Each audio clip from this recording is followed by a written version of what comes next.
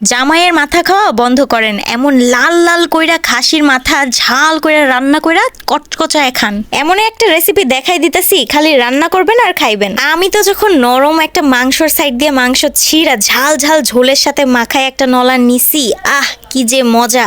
আমার মন প্রাণ ধ্যান জ্ঞান সব একদিকে আর আমার খাওন একদিকে। মজা কইরা রানতে পারলে খাওয়ার শান্তি বড় শান্তি। উফ, তাই তো আপনাদেরও রেসিপিটা দিয়া দিতেছি। এত ঝাল ঝাল কইরা লাল একটা খাসির মাথা রান্না করলে কে না খাইবো বলেন তো?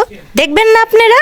প্রথমেই নিয়ে নিছে গরম পানি, কুমকুমা গরম পানি, এর মধ্যে লেবু চিপা দিয়ে দিছে। এই যে গোল গোল করে কাইটা নিছে না লেবুর পিসগুলা, এরপর দিয়ে দেবো খাসির টুকরা করা মাংসগুলা। এই গরম পানিতেই সুন্দর করে ধুইয়া নিতে হইব। কতক্ষণ এমনি ভিজায় রাইখা দিছে, এর মধ্যে কিন্তু মাথার মগজটা দেয় নাই, ঠিক আছে? মগজটা আলাদা করে রাইখা দিছে। আর এবার কতক্ষণ যখন ভিজায় রাখবো ততক্ষণে একটা পাতিলে নিয়ে নিল অনেকগুলা তেল, এর মধ্যে পেঁয়াজ তারপরে গরম মশলা এগুলা দিয়ে সুন্দর করে ভাজা ভাজা করে নিতে হইব। একটু লবণ ছিটাই দিন, তাইলে পেঁয়াজটা ভালো মতো ভাজা হয়ে যাবো। আর পেঁয়াজটা ভাজা হইতে দিয়ে দিল সেই ধুইয়া রাখা খাসির মাংসগুলো। এখন খুব ভালো মতো মাখাই নিতেছে মাংসগুলারে। আর তারপর দিয়ে দেবো এক এক করে সব ঘরোয়া মশলা। মশলা দেওয়ার বেলায় কিন্তু কিপটামে করা একদমই যাইব না। মন খুইল্লা যতগুলো পারেন মশলা খালি দিতেই থাকবেন দিতেই থাকবেন দিতেই থাকবেন। হলুদ গুঁড়া, মরিচ গুঁড়া, ধনিয়া গুঁড়া, লবণ, জিরা গুঁড়া, আদা রসুন বাটা। আদা রসুন বাটাটা কিন্তু একটু বেশি করেই দিয়েন। আর তারপর ইচ্ছা মতো মনের মাধুরী মিশায় নাইরা চাইরা কিন্তু এই মাংসটারে কষায় নিতে হইব। কতক্ষণ এমনিই নাইরা চাইরা পরে ঢাকনা দিয়ে রাইখা দিলেই আমাদের মাংসটা কিন্তু সময় মতো কষানো হয়ে যাব।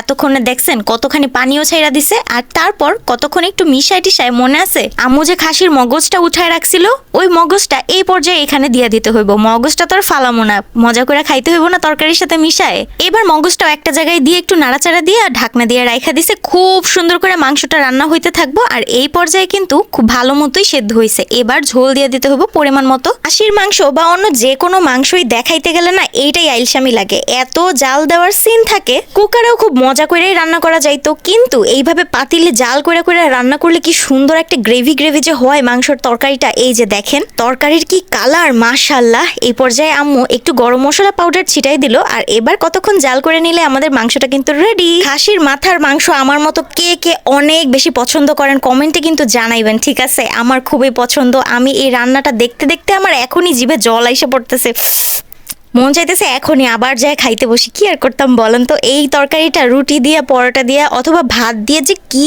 স্বাদ লাগে, উফ রে! সত্যি করে বলবেন তো ভিডিওটা দেখে আপনারও কি খিদা লাগে নাই? আমার কিন্তু অনেক খিদা লেগে গেছে। ভিডিওটা তো দেখে ফেলছেন, এখন ঝটপট করে রান্না করে খায় ফেলেন তো। ওই যে আমি শুরুতেই বলছিলাম না, জামাইয়ের মাথা না খাইয়া খাসির মাথা খান। এমন মজা ঝাল ঝাল করে রান্না করে খাইবেন, আপনার সব রাগ পানি পানি হয়ে যাইব।